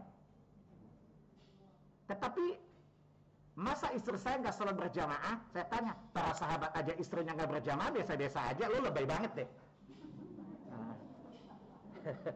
Saya tanya, yang punya semangat surga keluarganya lo sama para sahabat? Nggak ada yang pernah tanya, Nabi istri saya gimana? Dong enggak, lo lebay. Jelas? Ini kadang-kadang bukan beragama dengan agama, tapi pakai akal sendiri gitu. Itu namanya baper, bawa perasaan. Beragama itu pertama bakal, kedua baim. Bawa akal, bawa iman. Bukan baper, bawa perasaan. Paham loh? Jadi wanita tidak wajib berjamaah. Semakin sendirian makin baik.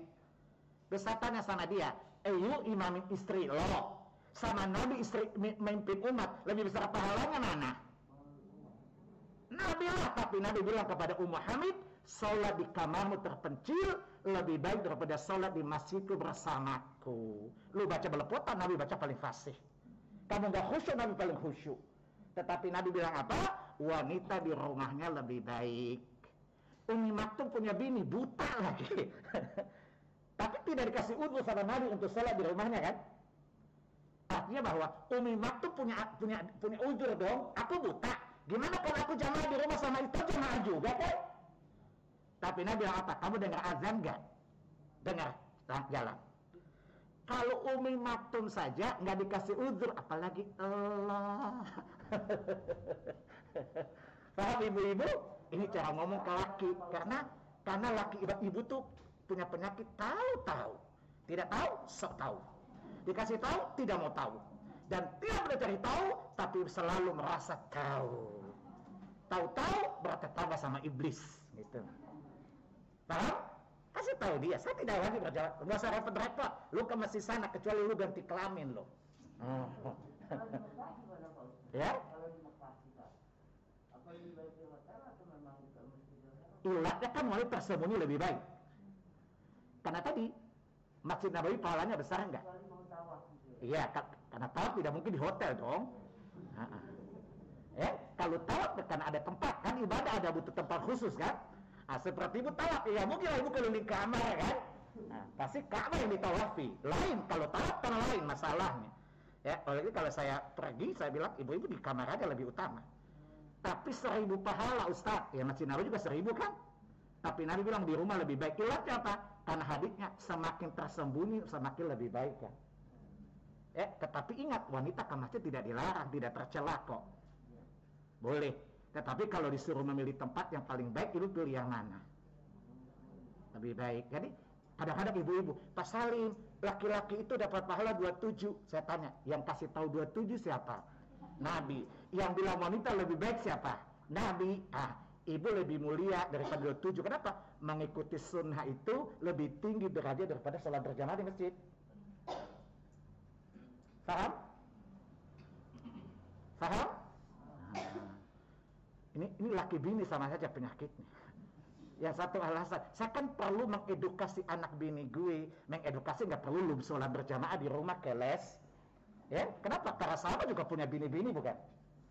Para sahabat punya anak nggak? Nggak ada yang bilang, ya Rasulullah, kalau saya jamaah di masjid, anak bini saya gimana? Ya, para sahabat itu punya semangat keluarganya masuk surga lebih tinggi daripada suami lo.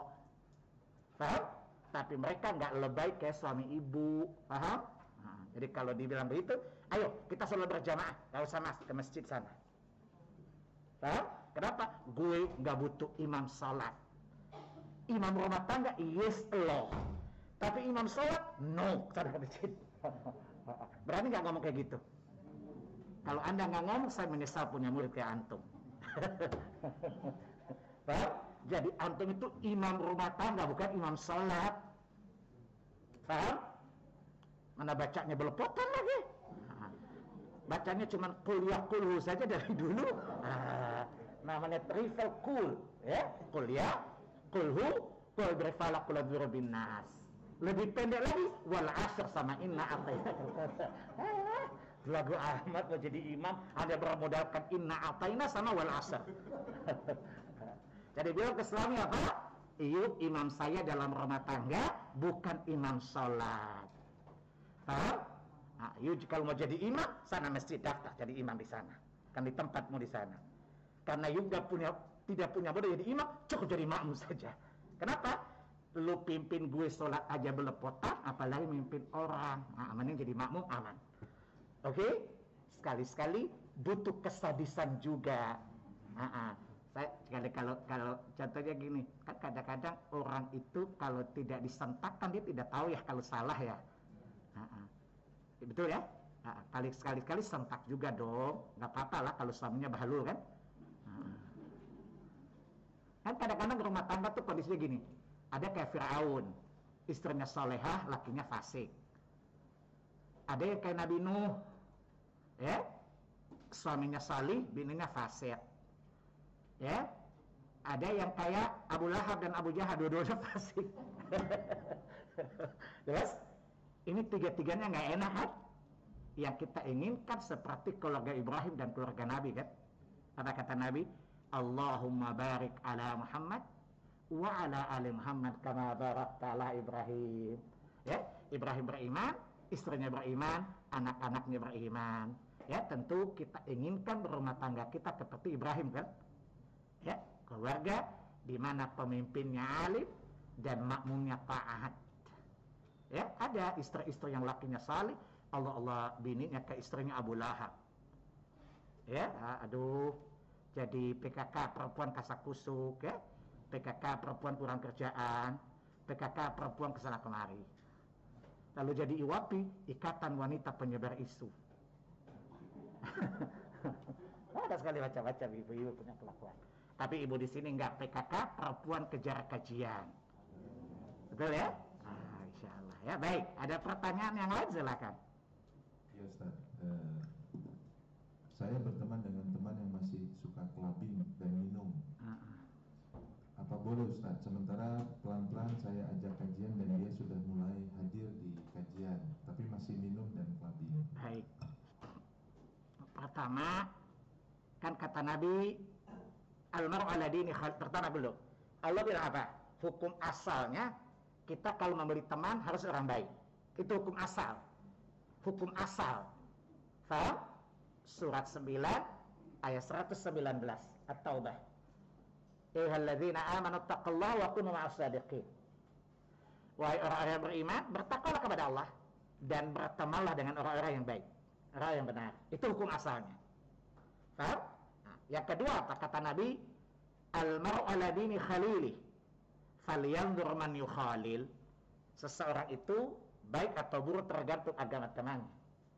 Maka hendaklah diperhatikan dengan siapa dia berteman. Itu hukum asal. Itu hukum asal, kita berteman dengan orang-orang yang baik.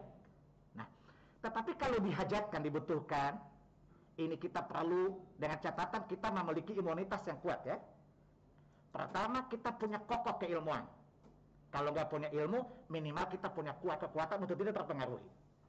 Aja gini, mungkin di antara kita tidak punya ilmu, tapi kita punya spirit yang besar. Artinya kita tidak mungkin terpengaruhi, ya. Dan kita bisa mengajak dia minimal ke majelis ilmu misalnya. Maka ini tentu tidak mengapa, ya. Insya Allah tidak mengapa. Kalau dia masih bertaubat, dia masih minum, ya nggak usah ditinggalin, ya. Artinya semuanya butuh proses. Nah, alasannya apa? Kata Nabi, siapa yang memberi petunjuk kepada seseorang, dia mendapatkan pahala selama orang itu beramal. Masya Allah. Ya, seandainya dia bersabar menunggu orang itu, ya, dengan catatan dia tidak terpengaruh sama sekali, ya, ketika itu dia nasihatin, ya biasalah belang betong ya, kadarkum, kadang-kadang sabar, kadang-kadang kumat. Namanya imannya kadarkum. Tahu kadarkum enggak? Kadang-kadang sadar, kadang-kadang umat. Di pengajian kalau dengar ceramah, takut dia, sadar dia. Balik komunitas, kumat lagi. Jadi orang imannya kadang yang itu kadarakum. Kadang-kadang sadar, kadang-kadang kumat. Tidak mengapa kalau kita bersabar terhadapnya dan kita bertekad, semoga Allah berhidayah kepadanya lewat tangan kita. Ini termasuk jihad di jalan Allah Taala. Tidak mengapa dengan catatan kita bisa imun terhadap pengaruh dia. Ya, kita yang mempengaruhi, jangan sampai dia mempengaruhi kita. Dulu saya berteman dengan orang non muslim, suka diskus tentang agama. Ya, lama-lama dia sering tanya agama, sudah jelaskan semuanya. Satu saat dia bilang, bro, saya mau nanya lagi deh. Saya cuma bilang, iyo kok ambil brosur aja nggak benar daftar-daftar deh. Ya, semua kampus ini saya terangkan dari pojok timur sampai barat sampai selatan. Iyo nggak daftar jadi mahasiswa, nggak. Iyo mau pilih, masih mau brosur atau daftar? Dia bilang, saya pikir-pikir dulu ya Ustaz. Ya pula, saya capek nerangkannya. Ini mana ibadah Islam kayak kampus loh. Ruang mana yang belum saya jelaskan kepada you? Kurikulum udah saya jelasin, aturan udah saya jelasin, semuanya udah. You mau nanya apa lagi? Masa dari dulu minta brosur melulu? Akhirnya dia masuk Islam. Dia anak pendeta. Masihlah dari ditanya gini, kenapa ya masuk tuh gara-gara Ustaz gila tuh gitu. Kenapa jawabannya gila-gila tapi masuk akal gitu. Ya. Terus kawan saya lain tanya, itu si A masuk Kristen karena katanya Ustaz gila. Supaya dia tahu deh, itu mudahnya Islam. Orang gila ngomong saja dia sadar, gimana orang sadar ngomong. Sementara agama lain, orang sadar ngomong, yang sadar jadi gila loh. Jelas ya? Nah, satu saat bapaknya marah-marah sama saya datang sama bapaknya, karena relasi kami baik sekali. Iya kesini mau ngapain? Ya mau Islam bapak lah. Di situ kan sales, di sini sales. Sekali-sekali kita sering produk dong. Kata bapaknya, khotor dong. Kurang ajarnya anak. Kenapa takut? Ya, takut sharing produk, discuss gitu. Gak usah nak minum teh lalu pulang. Ya, asalkan kita mempengaruhi, tidak dipengaruhi. Ya, kita mempengaruhi, tidak dipengaruhi. Dan ini sebagai bentuk dakwah kita dalam dakwah yang sederhana. Dengan catatan sekali lagi, kita memiliki imunitas ya. Minimal tidak terpengaruhi oleh dia. Kalau kita tidak bisa mempengaruhi dia, minimal ya Allah catat sebagai sebuah kebaikan dan kita tidak terpengaruh dengannya. Wallahu a'lam ya. Yang berikutnya Ustaz. Saya belum lancar membaca Al-Qur'an dalam huruf Arab. Bolehkah saya membaca dalam huruf Latin? Pertama ya boleh, kata Allah iqra'u ma tayassar, baca mudah bagi Al-Qur'an. Yang kedua kata Allah ittaqullaha mastata'tum, bertakwalah kepada Allah sesuai kemampuan. Ya, surat 64 kita sudah bahas kaidahnya, ayat 16. Bertakwalah kepada Allah sekemampuan. Ya, surat 7 ayat 42. Walladzina amanu wa 'amilus salihati la nukallifu nafsan illa wus'aha. Allah tidak beban. Akan tetapi, jadi ini uzurnya boleh karena belum tahu, tapi tetap harus baca Quran. Saya ulangi, karena tetap baca orang Islam akan dengan Quran harus wajib. Faham? Dia tidak bisa baca dengan Arab desa, boleh. Ada uzur, tapi wajibnya dia belajar dengan Arabnya. Jadi sifat uzurnya sementara, ya, dan dia wajib belajar dengan Quran, dengan bahasa di mana Al-Quran diturunkan. Jelas ya? Boleh uzur, ya, karena tidak dipaksakan. Masa tunggu dia baca Quran, bisa baca Arab baru baca Quran, kan jauh pahalanya, ya. Nah, maka dia tetap wajib membaca Quran dengan bahasa Indonesia, tulisan Indonesia, tetapi wajib dia belajar Al-Quran dengan bahasa di mana Allah turunkan itu. Jelas ya? Semoga Allah berikan kemudahan kepada bertanya untuk bisa membaca Al-Quran. Dan harus optimis kok. Harus optimis. Saya punya kasus gini. Ada ibu-ibu ya, udah nenek-nenek gitu, ngomongnya gini. Jadi saya pertama ngajar di Al-Azhar, kuliah duha ya, ada ibu-ibu ngomong gini. Saya nggak bilang orang mana, coba lidahnya begini. Ustadz, Ambo mau nanya Ustadz. Ibu mau nanya apa, Bu? Gimana caranya kita sholat kalau di bulan, Ustadz? Gimana caranya kalau kita sholat di bulan? Saya tanya, Ibu ada rencana ke bulan? Enggak, nggak usah nanya aneh-aneh. Tadi di bumi aja. Jangan nanya yang sia-sia, Bu. Saya jelasnya terkenal di Al-Azhar orang paling galak. Ya, Ibu udah usia tua, jangan nanya yang tidak manfaat. Saya jelaskan kalau Ibu terdaftar astronot, oke? Nanti kalau Ibu terdaftar di NASA, Ibu datang, saya ajarkan bagaimana wudu dan sholatnya di bulan. Ibu tanya-tanya, usia saya sudah, lutut saya sering sakit, Ustaz, gimana wudunya kalau sakit? Cocok pada pertanyaan Ibu, ngapain nanya di bulan? Itu namanya NKK, nenek-nenek kurang kerjaan, saya bilang. Udah, gak jadi nanya kan? Udah kalau gitu saya tanya lain aja lah. Ini Ustadznya judes sekali Ustadz nih. Mau nanya apa lagi, Bu? Udah tanya lah Ibu. Sampai selonjoran kakinya. Tuh Ibu lah, jadi tanya soal lutut, gimana kalau kumat wudunya? Nggak usah diulang. Saya tanya, Ustadz, kenapa Quran susah dihafal? Pernyataan Ibu salah. Pertanyaannya benar, tapi pernyataannya salah. Coba Ibu ulang redaksinya. Kenapa Quran susah dihafal? Salah Bu pernyataan, pertanyaannya benar. Ibu mengalami kesulitan dalam Quran kan? Tapi pernyataannya salah.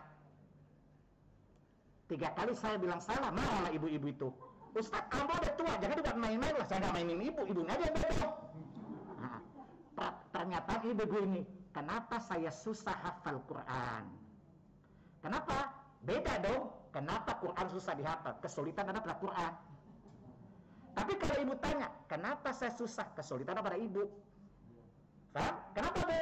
Karena Allah bilang di Quran 4 kali, dan Allah gak mungkin sebohong dan segombal suami ibu. Saja satu ibu itu rajin ngaji, sampai meninggal saya tuntun dia. Anak-anak sekarang ikut sunnah semuanya karena ibunya bersemangat sekali. Ya? Saya bilang, Allah bilang Bu di surat 54 Al-Qamar 4 kali loh, ayat 17, ayat 22, ayat 32, ayat 40. Satu kalimat diulang. Walaqad yassarnal Qur'ana lidzikri fahal mim muddakir. Sungguh telah kami jadikan Al-Quran mudah sebagai pelajaran. Adakah mengambil pelajaran? Jadi maaf, bukan Quran susah dihafalkan, Bu. Tapi kenapa saya susah hafal Quran? Pertama, mungkin inteligensi ibu yang bermasalah. Paham? Tapi Quran sendiri sudah Allah permudah. Jadi nggak mungkin susah, Bu. Paham? Jadi kalau itu sulit, karena semangat yang kurang, spiritnya kurang, males, tapi kesulitan bukan ada pada Quran. Jadi optimis baca Quran ya. Ayat itu di bawah. Bunyi apa tadi? Walaqad yassarnal Qur'ana lidzikr fahal mim muddakir. Yang kedua, yang ciptakan lisan kita siapa? Yang mengajarkan Quran siapa? Sekarang coba lihat, semua pembelajaran para pencetusnya mencari yang paling mudah kan? Yang nggak mungkin Allah mempersulitlah Quran buat kita. Apa kata Allah di surah 55 Ar-Rahman ayat 1 sampai 4? Ar-Rahman 'allamal Qur'an khalaqal insana 'allamahul bayan. Allah itu Maha Penyantun. Dialah mengajarkan Al-Quran. Dia pula yang menciptakan manusia. Dan dia yang mengajari manusia bicara lisannya. Ya nggak mungkin nggak bisa lisan kita mengucapkan bahasa Arab kan? Yang nurunin Quran siapa? Yang milih bahasa Arab siapa? Yang ciptakan lidah kita siapa? Nggak mungkin kata penyanyi. Quran itu tidak bisa dibaca dengan baik, nggak mungkin. Saya ulangi apa kata Allah? Ar-Rahman 'allamal Qur'an, khalaqal insana 'allamahul bayan. Maka nggak mungkin Quran itu susah untuk dipelajari. Ini dua ayat menjadi spirit. Jadi tambahkan kuat kekuatan iman dan keyakinan Allah tidak mungkin segombal calon presiden Allah. Jelas ya? Allah pasti maha benar janjinya. Inna wa'adallahi haq. Dan janji Allah itu adalah benar. Jadi ini tidak boleh merasa belajar Quran itu sulit. Karena kata Allah tadi ya, walaqad yassarnal Qur'ana lidzikr. Ya, fahal mudzakir. Jelas? Jelas ya? Jadi saya ulangi, kalau bertanya, kenapa saya susah hafal Quran? Paham? Bukan kenapa Quran susah dihafal. Beda dong konteksnya kan? Jadi kalau kenapa saya susah? Yang jadi objek pembahasan perlu diperbaiki siapa? Saya kan? Tapi kenapa Quran susah dihafal? Objek yang diperbaiki apa? Gak ada kan? Nah, kata ibu itu, oh iya maklumlah nenek-nenek Ustaz. Jadi makanya jangan marah-marah dulu Bu. Ibu kan tua tapi nekat kan? Namanya nek. Nenek itu berdelapan. Itu setia banget, gaging banget tapi agak gokil. Jadi panggil nego, nenek-nenek gokil. Tapi spirit luar biasa ya belajar agama. Dan tahu gak, itu nenek yang tanya di usia 84 tahun dia belajar sampai 87 tahun meninggalnya, dia menghafal 11 juz Al-Quran. Dia bilang, saya yakin Ustaz kasih tahu dalilnya bahwa Quran itu mudah dan tidak mungkin saya tidak bisa. Ya, ya kalau ngomong saja pakai sok Belandaan, Belanda yang mahir Allah. Quran lu nggak mahir. Apa kata dunia, Nek? Saya bilang gitu. Masa ibu ditanya sama malaikat pakai bahasa Belanda, enggak kan? Ya, nggak mungkin mereka dangkel, nggak mungkin kan? Jelas ya. Jadi optimis ketika belajar Quran pasti mudah. Ya, asal kita punya kemauan yang kuat. Saya kira cukup dulu ya. Belum sih sebenarnya kan amanah sampai jam 10. Masih 15 menit sih. Satu lagi Ustaz. Silakan. Terakhir insyaallah. Apa hikmah surat Al-Ikhlas itu nilainya sepertiga dengan Al-Quran? Apa dengan demikian cukup membaca surat Al-Ikhlas 3 kali saja dianggap sama dengan membaca seluruh Baik. Quran kan tidak diturunkan hanya sekedar pahala kan? Tapi intinya adalah hidayah kan? Begini, orang membaca Quran untuk cari pahala. Satu saat pahalanya hilang kalau nggak diberi petunjuk oleh Allah kan? Gini aja, orang beramal tapi tidak berilmu, satu saat amalannya kehapus karena kesalahan kebodohannya bukan? Maka inti Quran itu hidayah, ilmu, bukan sekedar untuk pahala saja. Paham? Jadi jangan mengejar pahalanya saja, tetapi ketahuilah kata Allah. Saya tanya sama Anda, dalam Quran Allah bilang busyra, itu pahala-pahala tadi termasuk dalamnya. Pertanyaannya, selalu Allah dahulukan kata busyra atau kata huda? Coba lihat Quran. Allah ketika mensifati Quran, hudan lebih dahulu atau busyran lebih dahulu? Hudan, petunjuk. Maka kita cari ilmunya, kita Quran difahami. Ya, untuk bisa pahami kita baca seluruhnya. Jadi ingat, sifat hudan, petunjuk pada Quran itu lebih kita butuhkan daripada busyran tadi. Kabar gembira sadar pahala tadi. Paham ya? Sehingga lebih, yang paling utama adalah membaca Quran keseluruhannya yang kita paham. Itu satu. Yang kedua, ya, kalau misalnya waktu kita mepet tidak boleh tinggalkan Quran, minimal baca yang pahalanya setara dengan itu. Ketika membahas bab may ya'mal mithqala dzarratin khairan yarah, saya jelaskan. Silakan lihat hadis Tirmidzi. Bab fadail Quran, keutamaan Al-Quran. Bab kitab Fadail Quran, bab keutamaan surat Al-Zalzalah. Kata Nabi dari hadits Ibnu Abbas, jadi ada dua sumber, satu Ibnu Abbas, satu Anas bin Malik. Kata Nabi, siapa yang membaca Al-Zalzalah setara dengan setengah Al-Quran sekali baca. berarti 2 kali baca khatam Al-Quran, pahalanya. Siapa membaca Al-Kafirun setara dengan 1/4 ar-rubu', 1/4 baca Quran.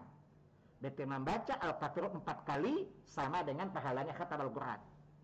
Dan siapa membaca Ikhlas 1 kali, itu setara dengan 1/3 Al-Quran pahalanya. Jadi membaca Ikhlas 3 kali, maka pahalanya sama dengan membaca seluruh Al-Quran pahalanya. Musyrah tadi. Tetapi kita tidak mendapat hidayah kan? Ya, yang diinginkan adalah, maka gini, jangan cari yang paling utama. Yang paling utama membaca Quran seluruhnya. Saya tanya sama kita, saya tanya, para sahabat itu tahu nggak hadis tadi? Tapi mereka tidak cuma sekedar baca itu cari pahala kan? Tapi Umar memuraja dari awal sampai akhir. Ibnu Umar mengatakan, aku membaca 1 surah Al-Baqarah itu 40 hari. Aku ulang, aku baca, aku pahami maknanya. Artinya Ibnu Umar mengajarkan pada kita bahwa Quran itu tidak sekedar kita kejar pahala yang kita baca, tetapi yang paling utama adalah hudannya, petunjuknya. Sebab apa? Contoh nih, kejar pahala. Tapi kalau tidak mengetahui tauhid dan syirik, lalu terjatuh syirik, hapus gak seluruh pahalanya? Nah, berarti yang kita butuhkan pahala amannya atau ilmunya yang utama? Ilmunya. Dengan ilmu kita tahu bagaimana cara mendapat pahala, dengan ilmu kita tahu bagaimana menjaga amal agar tidak batal karenanya. Paham? Jadi jangan karena sering makan mie instan lalu otaknya instan juga dalam beramal. Ya, ini karena kebanyakan makan mie instan, jadi otaknya juga serba instan. Jelas ya? Nah, baik. Kata Pak Dewo terakhir nih, ini ketua kelas, ini kepala sekolah, itu ketua kelasnya. Ya. Baik, saya kira cukup ya kajian kita hari ini. Dan alhamdulillah hari ini dengan izin Allah tabaraka wa ta'ala saya telah menyelesaikan penjelasan 50 kaidah Al-Quran ya. Semoga Allah memudahkan kita untuk menghafalnya dan memahaminya insyaallah. Ya. Baik, kita akhiri dengan kafaratul majlis. Cucu saya dari saya sudah selesai. Saya serahkan kepada kepala sekolah. Yang jelas ketua kelas tidak boleh campur ya, karena ini urusan guru dan kepala sekolah. Dari saya cukup. Saya cukupkan dengan billahi taufiq wal hidayah. Wassalamualaikum warahmatullahi wabarakatuh. Saya serahkan kepada Pak Dewa untuk menutup acara ini.